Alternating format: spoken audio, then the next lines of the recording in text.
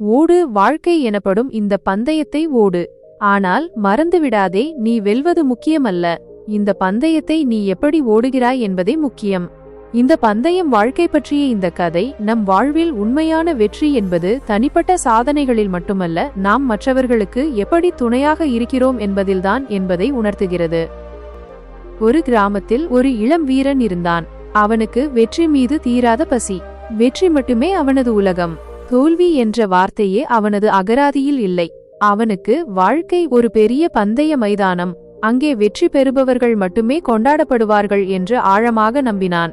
ஒரு நாள் அந்த கிராமத்தில் ஒரு ஓட்டப்பந்தயம் அறிவிக்கப்பட்டது.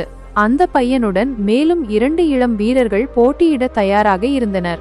கிராம மக்கள் அனைவரும் இந்த போட்டியை காண ஆவலுடன் மைதானத்தில் குழுமினர். அங்கே ஒரு ஞானி இந்த பையனின் திறமையை பற்றி கேள்விப்பட்டு வெகு தூரத்தில் இருந்து வந்திருந்தார். பந்தயம் தொடங்கியது. மூவரும் ஒருவரோடு ஒருவர் போட்டி போட்டு இறுதிக் கோட்டை நோக்கி வேகமாக ஓடினர்.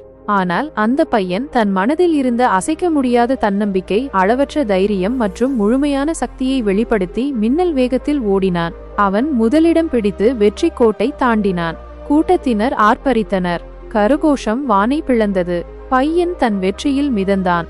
ஆனால் அந்த ஞானி மட்டும் அசைவற்று அமைதியாக நின்றிருந்தார்.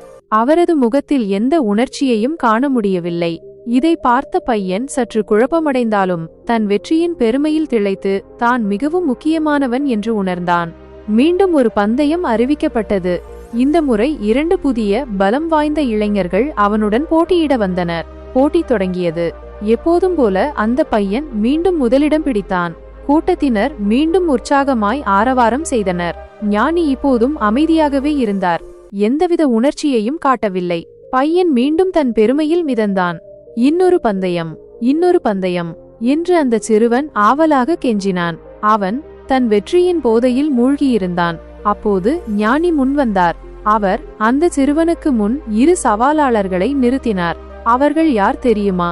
ஒரு தள்ளாத வயதான பெண்மணியும் ஒரு பார்வையற்ற மனிதரும். இதை கண்ட பையன் அதிர்ச்சியில் உறைந்தான். இது என்ன?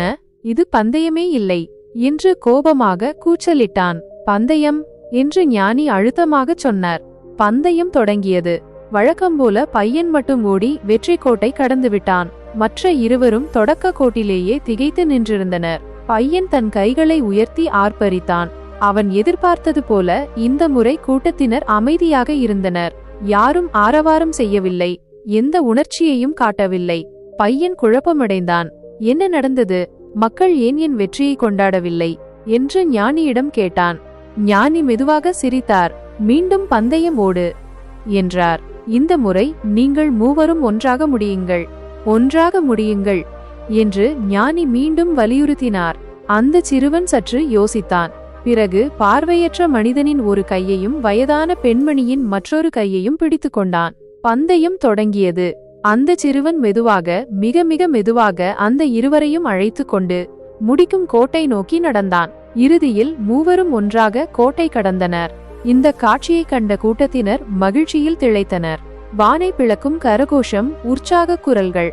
ஞானி முகத்தில் புன்னகை மலர்ந்தது. அவர் மெதுவாக தலையசைத்தார். பையன் இப்போதும் பெருமையாகவும் முக்கியமானவனாகவும் உணர்ந்தான். ஆனால் இந்த முறை அவனது இதயம் ஒரு புதிய உணர்வால் நிரம்பியிருந்தது. முதியவரே, எனக்கு புரியவில்லை என்று பையன் ஞானியிடம் கேட்டான்.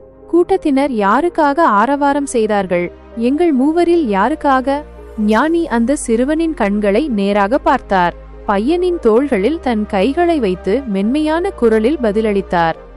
சிறுவனே, இந்த பந்தயத்திற்காக நீ இதற்கு முன் ஓடிய எந்த பந்தயத்தையும் விட அதிகமாக வென்றிருக்கிறாய். மேலும் இந்த பந்தயத்திற்காக கூட்டத்தினர் எந்த வெற்றியாளருக்காகவும் ஆரவாரம் செய்யவில்லை. பார், உன் வாழ்க்கையில் நீ எதற்காக ஓடுகிறாய்? நீ வெற்றிக்கு மட்டும் பசித்திருக்கிறாயா? உன் வாழ்க்கையில் வெற்றி மட்டுமே அளவுகோலா? நீ யாருக்கு எதிராக ஓடுகிறாய்? நீ எப்போதும் அனைவரையும் எதிர்த்து வென்றால் விரைவில் மக்கள் உனக்காக ஆரவாரம் செய்வதை நிறுத்திவிடுவார்கள். உன் வாழ்வின் முடிவில் நீ திரும்பி பார்த்தால் இந்த பந்தயத்தில் உன்னுடன் ஓடியது யார் என்பதுதான் உண்மையான கேள்வி. அவர்கள் உன்னைவிட பலவீனமானவர்களாகவும் வயதானவர்களாகவும் இருந்தால் நீ அவர்களுக்கு கோட்டை கடக்க உதவினாயா? நீங்கள் அனைவரும் ஒன்றாக முடித்தீர்களா? ஏனென்றால் அதுவே நீங்கள் ஓடக்கூடிய சிறந்த பந்தயம். அங்கேதான் உண்மையான மனிதநேயம் இருக்கிறது, உண்மையான வெற்றி இருக்கிறது. ஆகவே ஓடு வாழ்க்கை எனப்படும் இந்த பந்தயத்தை ஓடு. ஆனால் மறந்துவிடாதே, நீ வெல்வது முக்கியமல்ல, இந்த பந்தயத்தை நீ எப்படி ஓடுகிறாய் என்பதே முக்கியம். இந்த பந்தயம் வாழ்க்கை பற்றிய இந்த கதை நம் வாழ்வில் உண்மையான வெற்றி என்பது தனிப்பட்ட சாதனைகளில் மட்டுமல்ல, நாம் மற்றவர்களுக்கு எப்படி துணையாக இருக்கிறோம் என்பதில்தான் என்பதை உணர்த்துகிறது. நீங்கள் இந்த கதையை எப்படி உணர்ந்தீர்கள்?